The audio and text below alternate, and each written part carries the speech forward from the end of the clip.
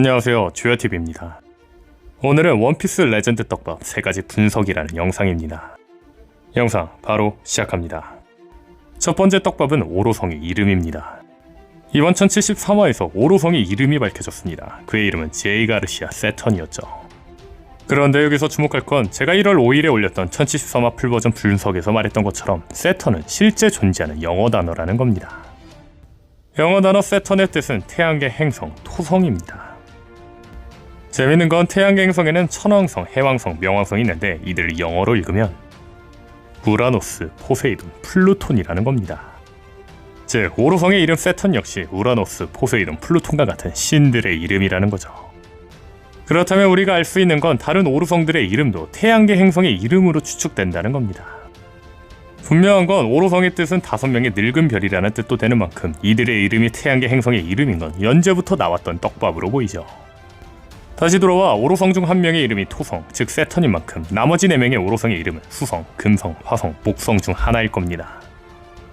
다만 오로성 세턴의 이름이 토성이 영어 이름이기 때문에 영어 이름으로 하나하나 이야기해보자면 오로성의 이름 중 수성을 상징하는 자는 헤르메스일 겁니다.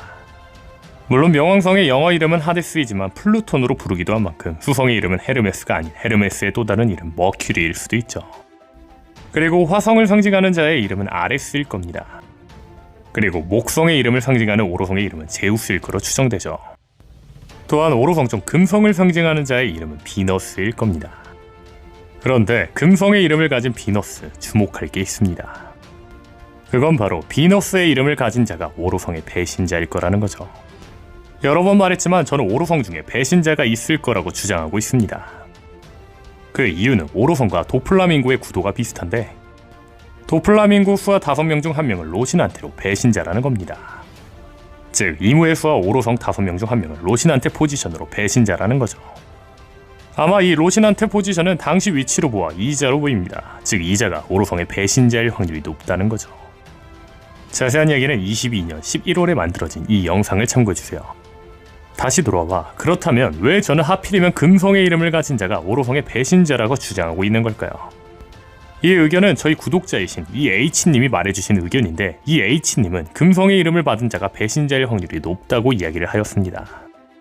그 이유는 금성은 유일하게 자전 방향이 반대라는 겁니다. 그렇죠. 유일하게 자전 방향이 반대라는 건 다른 방향의 가치관을 가지고 있다는 떡밥이 아니냐는 겁니다.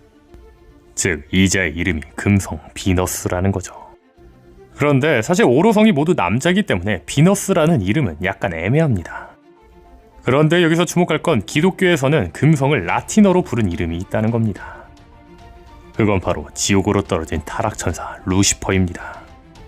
이름조차 배신자 떡밥이 있네요. 즉 오로성의 루시퍼는 오로성의 배신자라는 거죠.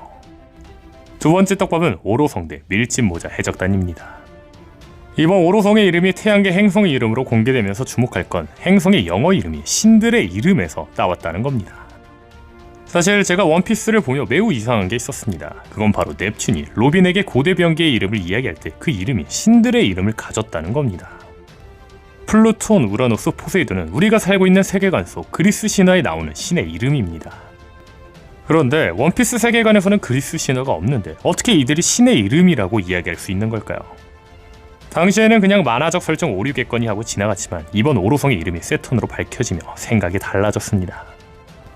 그렇습니다. 원피스 세계관에서 플루톤, 포세이돈, 우라노스는 그리스 신화가 아닌 실제 원피스 세계관에 존재하는 신이 아니냐는 겁니다. 다시 말해 행성의 이름, 즉 신의 이름을 가진 오로성들도 원피스 세계관에 존재하는 신이라는 거죠. 분명한 건 포세이돈은 과거에도 존재하던 자입니다. 즉 시라오시 자체가 포세이돈이 아니라 그 전에도 해왕류의 왕 포세이돈은 존재했다는 거죠. 게다가 태양의 신 니카 역시 사람 열매로 있던 게 아닌 고대 문헌 속 존재하던 실제 신입니다. 다시 말해 태양 등 태양계 행성들의 이름을 가진 신들은 원피스 세계관에서 실제로 존재한다는 겁니다.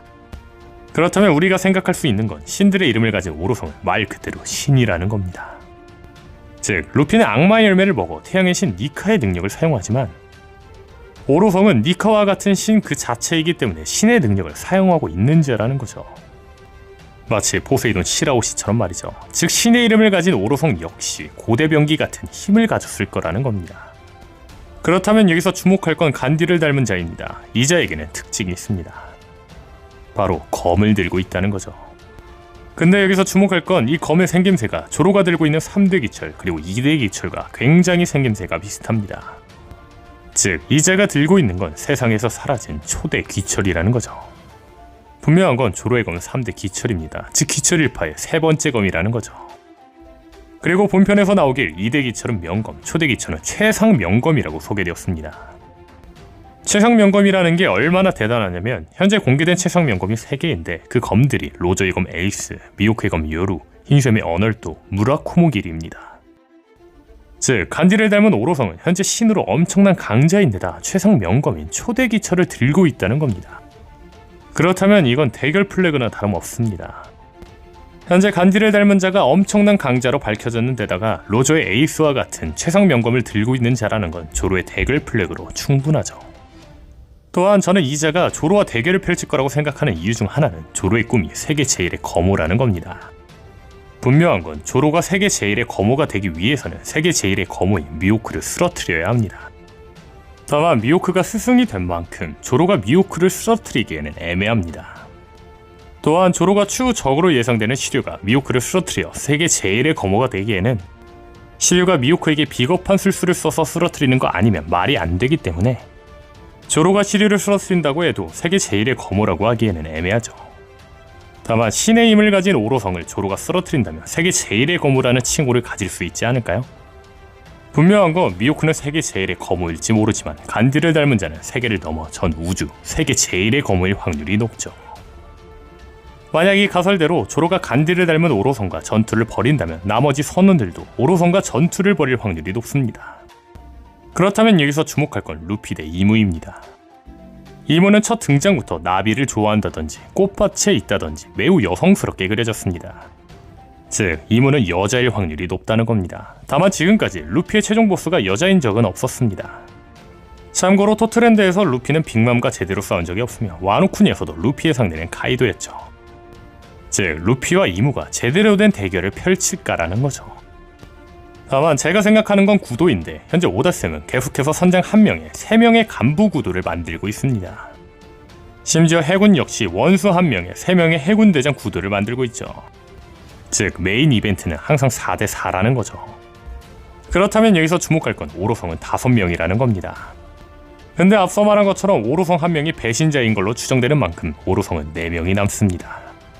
즉 이 4명과 루피 조로 상대 징베의 대결이 나오지 않을까요? 그리고 이 과정에서 조로가 초대 기철을 든 자를 쓰러뜨리며 세계 제1의 거모가 되는 거죠. 다음 떡밥은 위불입니다. 이번 1073화에서 류큐큐는 위불을 납치해갔습니다. 근데 이 납치해갔다는 대사를 보며 제가 주목한 게 있습니다. 그건 바로 오다쌤이 위불을 등장시킬 때 당시 편집자에게 한 이야기입니다. 오다쌤은 위불을 등장시키며 담당 편집자에게 이렇게 말했다고 합니다. 앞으로 에드워드 위불이 잘생기고 멋지다는 것을 알 수 있는 에피소드가 나오므로 기대해주세요. 사실 이 인터뷰를 보며 생각한 건 마인부였습니다. 위불과 머키는 누가 봐도 드래곤볼 속 악인 BBD에게 조종당하는 마인부 같았습니다. 다만 추후 미스터 사탄이라는 버기 같은 캐릭터에게 마인부가 붙은 후 마인부가 멋있는 모습을 보여준 만큼 추후 위불이 버기와 힘을 합치는 모습이 나와 위불이 멋있는 모습을 보이며 잘생겨 보일 거라 생각했는데 이번 1073화를 보며 제가 생각한 건 위불은 진짜 잘생겨질지도 모르겠다였습니다. 그 이유는 시노부입니다. 숙성 열매를 먹으며 자신의 얼굴까지 숙성된 시노부. 분명한 건 그녀의 리즈 시절은 상상 이상이었죠. 그런데 시노부는 류쿠규에게 영양분을 빼앗기며 리즈 시절로 돌아왔습니다. 혹시 이 시노부 떡밥은 위불이 류쿠규에게 영양분을 빼앗기며 마치 젊은 흰수염처럼 변한다는 떡밥 아니었을까요? 분명한 건 위불은 현재 흰수염의 클론으로 예상되고 있습니다. 결정적인 이유는 위불이 흰수염의 아들이라는 걸 증명할 수 있는 이유가 복제인간을 만든 베가펑크라고 한 만큼 버키는 복제인간이라면 아들이라고 이야기할 수 있다는 버킨의 의미로 보이죠. 다시 돌아와 제가 이야기하고 싶은 건 위불이 살이 빠지며 오다쌤이 말한 잘생긴 흰수염 같은 모습이 나오지 않을까라는 겁니다. 오늘 영상은 여기까지입니다. 시청해주셔서 감사합니다.